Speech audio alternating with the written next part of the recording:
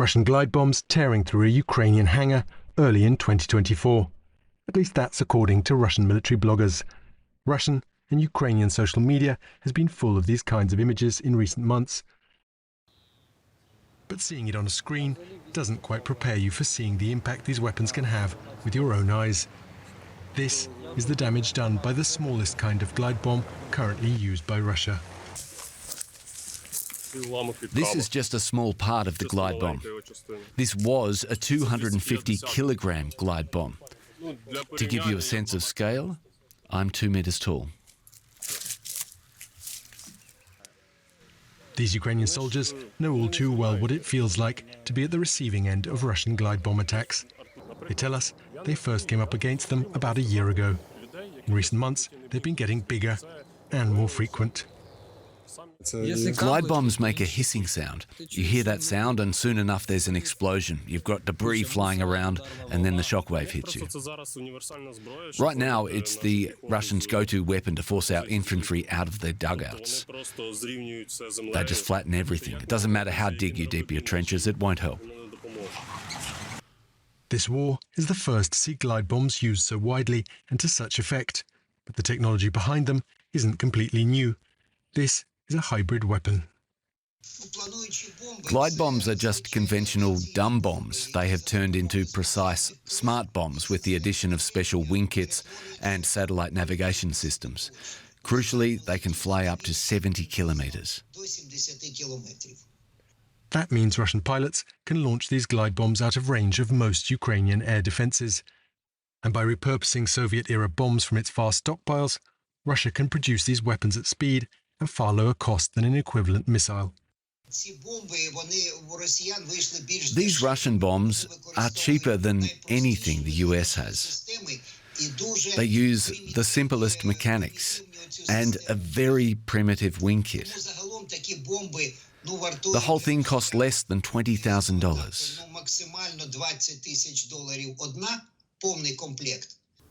For comparison, even the cheapest cruise missiles Russia has fired at Ukraine are estimated to cost around $1 million each to produce. Russian glide bombs often fail to detonate, giving Ukrainian troops a chance to better understand the weapon that they face. Sure, they're put together crudely, but they're effective. They do more damage than artillery. Many Ukrainians have asked why their country doesn't try to build its own glide bombs. Producing these weapons isn't the problem, though. Launching them safely is. Russia's S-400 air defense systems can down Ukrainian planes up to 200 kilometers away. Ukrainian experts and soldiers agree that there's only one realistic answer to Russia's glide bombs, and that's matching Russia's capacity to shoot down the planes that can carry these bombs. Ukraine has already proven that it's possible. Ukrainian forces say they shot down more than a dozen Russian planes in February alone. Most experts believe that was down to Western-supplied Patriot air defense systems. That is, until early March, when Russian forces were able to destroy 2 Ukrainian Patriot launchers. Since then, Ukraine has kept its handful of Patriot systems away from the front lines, preferring instead to protect the country's big cities. Until Ukraine gets more of these air defense systems and can again afford to take risks, Russian planes carrying glide bombs will have little to fear.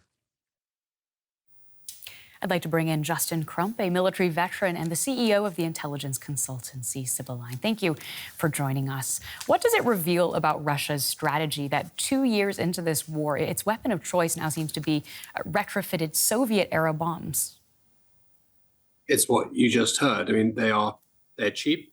Russia has lots of them, and they might be crude, but they work. They are very effective, more effective, as you heard there, from the front lines in artillery. And of course, also the Russians can launch these in comparative safety with their air force. And it's notable in this conflict, the Russian air force has virtually never crossed the front lines into Ukrainian territory. It's always preferred to stay in safety and deliver weapons from safety. And that limited what it could do earlier in the conflict very effectively. This tactic has allowed them to use their air force a bit more whilst keeping it largely safe and be able to deliver these sorts of very unfortunate impacts on the Ukrainian positions, particularly their defensive positions. So given these are relatively cheap and effective and allow these other advantages, why haven't we seen Russia use these glide bombs more aggressively until recently? I mean, they've been building up over the last year, but you have to remember that Russia effectively found itself fighting the war it didn't expect. They thought this would be a quick war in Ukraine. I think they thought their more modern systems would achieve spectacular results. And actually, their more expensive systems have generally not performed very well, or certainly below expectations. They've been countered. But what they started to find is that more basic tactics, more basic approaches, more improvised solutions are actually achieving results. I mean, there is no area for learning lessons like when you're fighting a war, and Russia's learned the lessons in this environment, adapted, improvised, and got better at using these sorts of weapons, particularly in conjunction with its ground forces. They had a lot of problems coordinating air and ground earlier in the conflict. They're getting better at that. They're able to bring down fire from guns and from aircraft much more quickly on Ukrainian positions than they could before. So their whole system has been improving gradually, and this crude but effective and available approach is starting to work very well for them. So it's become more and more popular as it's worked. So let's take a look at what Ukraine's options are here. What is Ukraine most in need of in order to be able to counter these kinds of attacks? I mean, the reason that Russian aircraft haven't been crossing the front lines is probably the same as the reason Ukrainian aircraft haven't crossed at all, which is the air defense environment, the missile environment on both sides. And Russia, even whilst trying to operate in safety, has lost some aircraft, as we heard in the report, well behind their own lines to pretty audacious Ukrainian tactics. But Russia sort of moved to counter that. They found ways to push Ukrainian air defense back, but they're still very wary of it. So the more air defense Ukraine can equip and have, the better they can do. They also have some hope, of course, around if they get the F-16 soon that they're hoping for over the summer that are on the way. These aircraft will potentially help them drive back Russian aircraft a bit more. They just need to push them 20, 30 miles further back, make that a more unsafe area for the Russians, and they can achieve an effect. But of course, they're also going to be risked doing that because the Russians have their own defenses. And the thing Ukraine's really fallen back on is actually using long-range drone strikes to target the airfields where these attacks are coming from, to target the depots where the glide bombs are being held. That's one of the other ways they can reduce this threat. But at the moment, that only results in a temporary reduction in the threat because Russia has so many of these bombs it can bring forward. So there's three ways Ukraine can deal with it, but all of them are quite difficult for Ukraine at the moment, let alone with the pressure on the cities and now Kharkiv, as we've heard. And how do you explain the fact that many of Ukraine's allies have not delivered the air defense systems that Kiev has been so vocally asking for? There's probably two or three reasons. One of which is there's no point in giving people systems if they can't support them, supply them, have missiles to fire from them, have crews to operate them. It's not just a case of giving Ukraine a piece of equipment. We have to give them the capability to use it. So sometimes you've got to bring all of that together to achieve something on the ground.